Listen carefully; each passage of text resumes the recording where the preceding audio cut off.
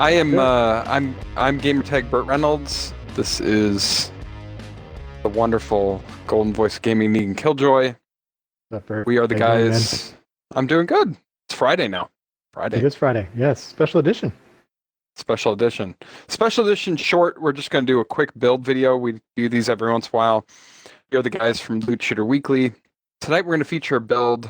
It's a revision, level 65 revision of a build we've done before. We called it the Rad Monster. It's a Moze build. And then a second variation of it tonight that I'm calling the Rad Suc because it uses sapper com.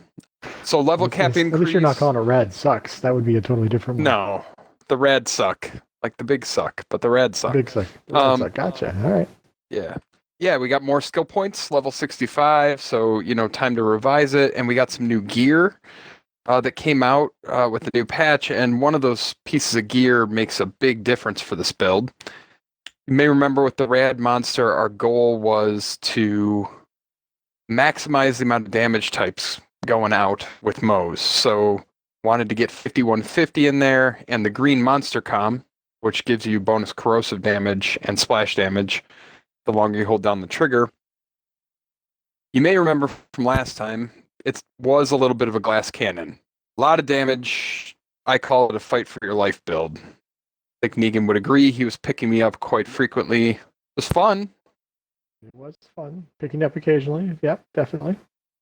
But didn't have a lot of sustainability. And, kind of Moze's whole game is sustainability. I mean, she's supposed to be your tank, right? So great that she was churning out ridiculous amounts of damage. Bad that she would go down. Half the time she goes down more to herself. She's her own worst enemy. So tried to address that, and one of the pieces that came out in this patch is something that can really address that. So let's get into the gear. The gear for this is going to be double penetrating, gratifying, prompt critical. Everything I'm going to run tonight is URAD or 5150. So we got a prompt critical pistol. I mean, you can run anything here. You're going to want something splashy. So, prompt critical is a good choice for that. There are not a ton of other great splash pistols that are options. You could do the Hell Shock. That would probably be the only other one I would automatically want to run in there. If you're not worried about the splash damage, which you are going to need a little bit to bring back your ammo, but if you're going in to do some bossing, you could run a light show or a miscreant, whatever you want, but the prompt critical will give you back a lot of ammo. The flipper, this is our main gun. As always on Moze, no gun is better on Moze than the flipper. I've got one here with radiation and cryo on it. Again, 5150.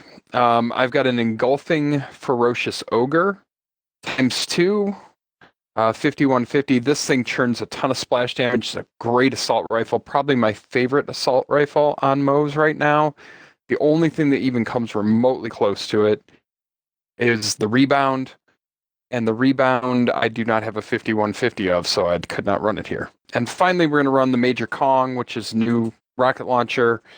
Again, 5150, and this is a 2X. But here's the piece that sets this off, the Plus Ultra. The Plus Ultra gives you a bunch of extra health, 20% actually, is one of its inherent traits of Plus Ultra. So it absorbs bullets as ammo, like the Transformer. It increases your active skill 2 cooldown. It gives you 20% health, and then this one has a double health roll, so another 25% health on top of that.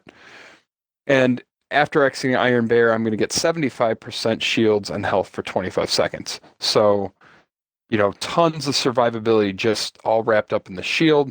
It has a good fast recharge delay and a fast recharge rate, which are, of course, typically the shields you would run on Moze. You're not going to have that. Things like the Old God or Transformer, you're going to have pretty long delay and a pretty slow recharge rate. So this is going to come back quick. But the real goal here, this is why I'm doing this. If you're going to run a front loader, or you're going to run, you'll see it in the skill tree, where Moze can, in her skill tree, create the effect of a front loader. Meaning if you're going to reserve 60% of your health as shields, you're going to have a very small health bar. A health bar that's so small that you're not going to be able to heal it. When Moze is healing, she's healing her health bar, not her armor bar, unless you're running a bloodletter. If your health bar is too small, you can't actually heal that health bar. So you're just going to constantly go down. That's what was happening back at level 60 and before this shield came out. When we go look at my stats here in a second, you're going to see I have a huge health bar, even though 60% of it's reserved. I am going to put on the green monster first, but you can run this basically with any of Moze's comms other than the bloodletter. And I wouldn't run it with any of the Iron Bear comms because this isn't an Iron Bear build. It's an Auto Bear build.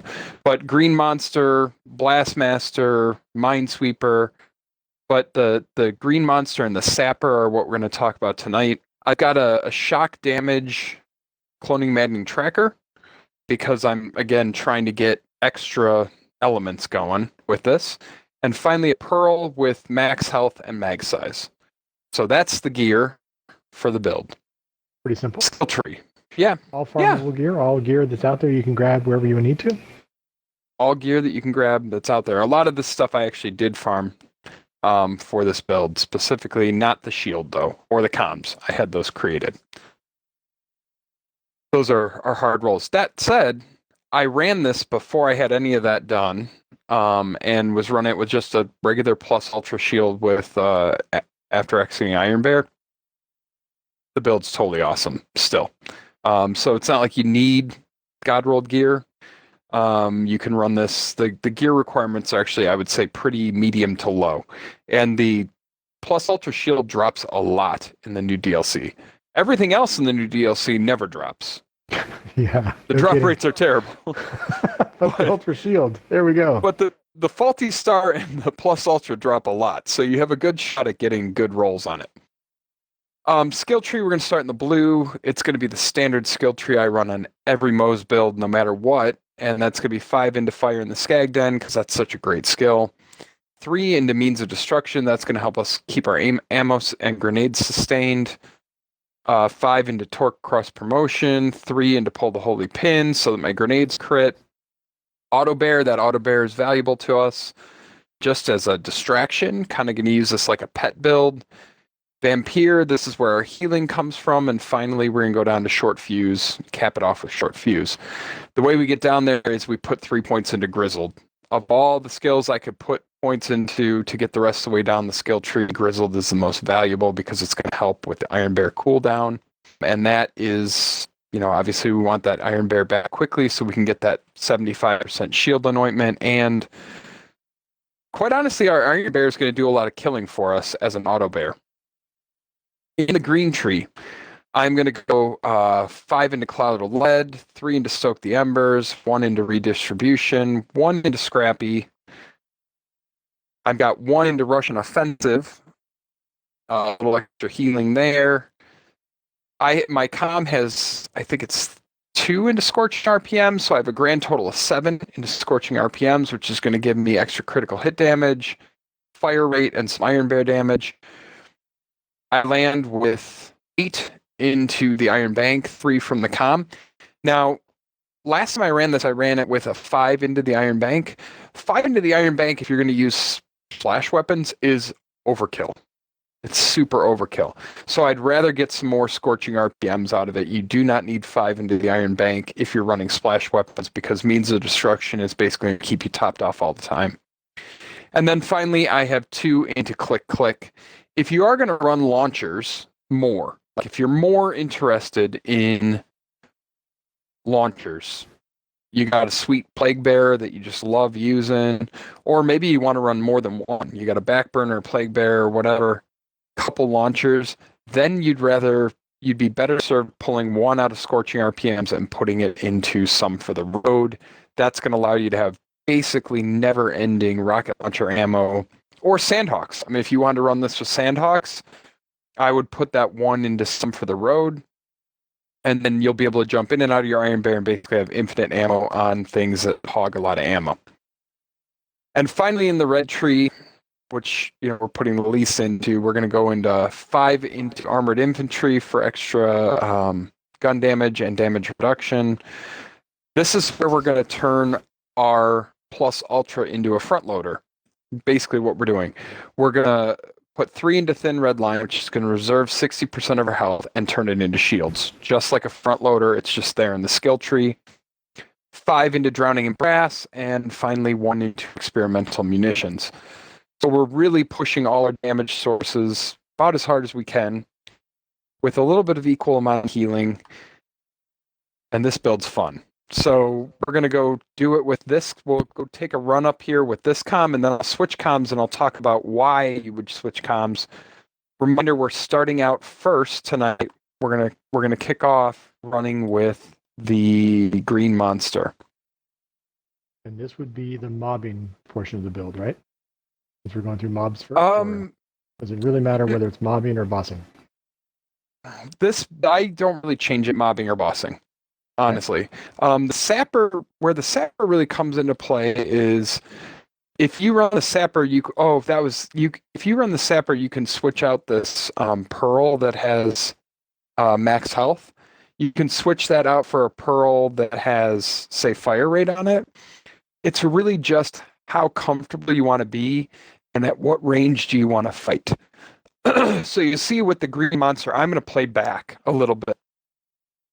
Not because I'm too squishy, but I'm going to deal a ton of splash damage of all kinds of elements. And I have no ability, because there's so many elements going on there, I really don't have, even with the resistance on my shield, the ability to resist a lot of the elemental damage I'll end up splashing on myself.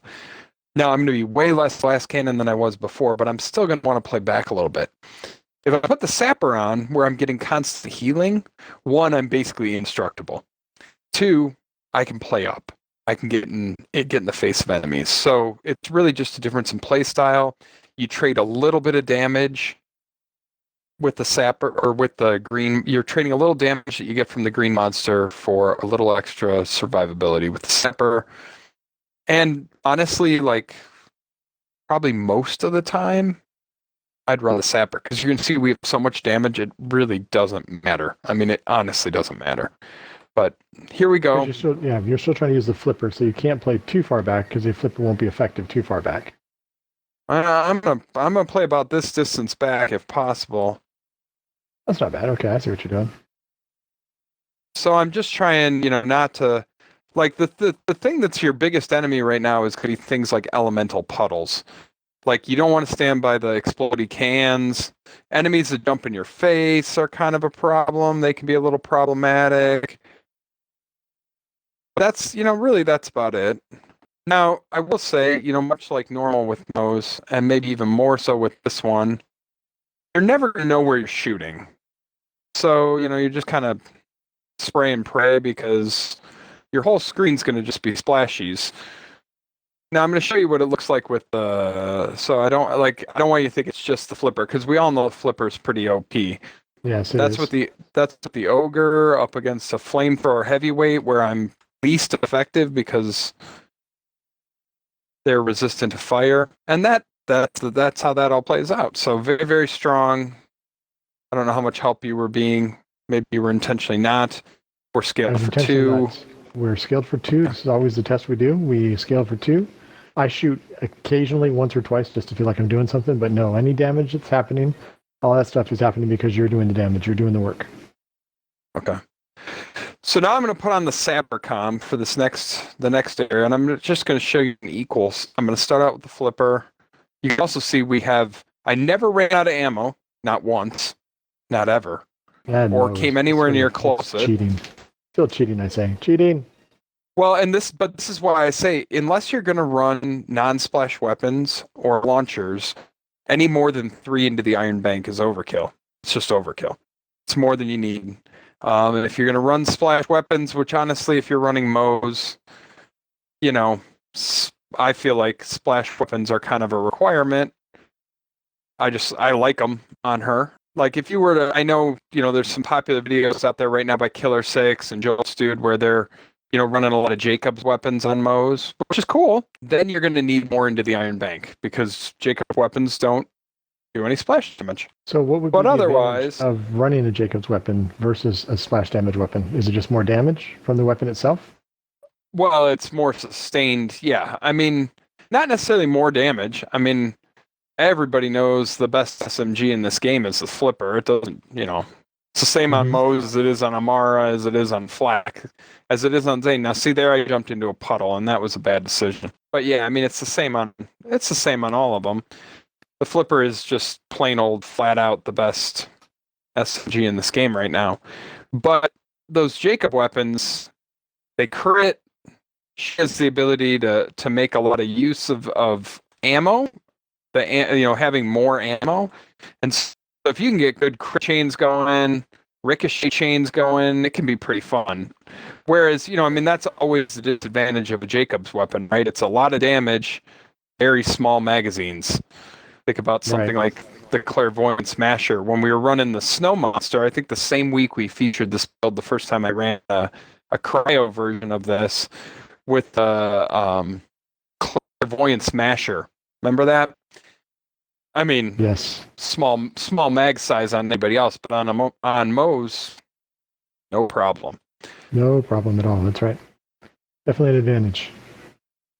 So that's basically the build. It's just a super fun build to run. And as you can see, the glass cannon aspect that was present last time, the Plus Ultra basically more or less, I want to say, just kind of takes care of it, which is, it's amazing that one piece can make that big of a difference, but it honestly really does. Because when I used to run this, using the skill tree to act as a front loader, I always ran an old god, and I would still go down a lot, which you would not think would be the case because that old god big shield, but I only had like 12,000 health or 8,000 health afterwards. And yeah, I had a 70 or 80,000 health shield, but I had no health bar to heal. And since you're not running that bloodletter, it's hard to keep an 8,000 health bar up and healed.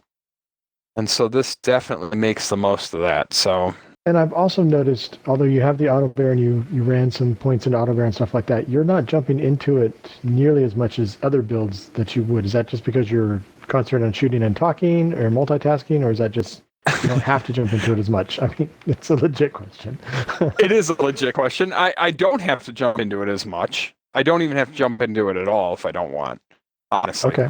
I think, if we were doing something like, say, the Guardian takedown, the Melon takedown, I would be jumping in and out of it a lot. Not because I have to, but because I'd want to be triggering that shock anointment. I was not jumping into it because I want to show you how well the gun damage of the build actually kills it. And reminder, I mean, right now I'm on the sapper version of this, we're calling the Rad Suc, which the comm itself gives us nothing in terms of extra damage other than the passives that are on it. But both the comms I have the exact same passives. So, on the blistering green monster, I'm getting additional corrosive damage and additional splash damage. And on the sapper where I'm just getting lifesteal, it's still just shreds, right? I mean, it's not like you're like, oh man, that I really took a hit getting that survivability on my damage output. I'm barely killing stuff now. It's not like that at all. I mean, it's you're still just shredding through stuff. So, I think again in the takedowns, I would run the sapper. When you're out till halfway point. So yes, if I were, I wouldn't chance it. But again, literally, if I were going in to do some boss and Negan, I would throw on a Minesweeper. Really? Yeah. Okay. Minesweeper's boss. Well, I could have on a Blastmaster, no problem. I think the beautiful thing about this particular build, the skill tree, and using that Plus Ultra with the URAD is any comm other than a Bloodletter is really viable here. And it's not that a Bloodletter isn't viable. It's viable. It's just, there I would want to have 1 health, not half health, because then I would be making the most of desperate measures. And so really the only comm that's not viable on here is probably Bloodletter. And yet, great sustainability and the ability to run red weapons, and it's tough fun to play with. So I'm really, really excited about this build. And I hope that you are too, and we'll enjoy it. Well, I'm excited enough about it that we're going to probably go back at some point tonight or this weekend, and we're going to make the pieces for me to run on my Moze too, since my Moze, Yeah. I think we're running my Moze through the DLC right now, so it'll be fun to run it through that DLC with this kind of build, see what happens, what it feels like. I will happily do this for you and give it to you, and I think you'll be really pleased because you normally run a Blastmaster build, I believe, and you're not glass cannon-y. It's not like, but you're, it's a Blastmaster build. It's just an absolutely standard splash damage Blastmaster build. I know because I think I gave you the pieces for it. Yeah, it was one of the first builds you built for. I think it's the only, well, you've talked about a lot of builds, but it's the only one I've run for quite a while now, so pretty much used to it. And this definitely turns out more damage than that one, so I'm excited to share it with you, Negan. Yeah, good. Awesome. All right, with that, I think we're going to sign off for tonight because this is, we just want to show you this build, and we'll see you. Yep. See ya.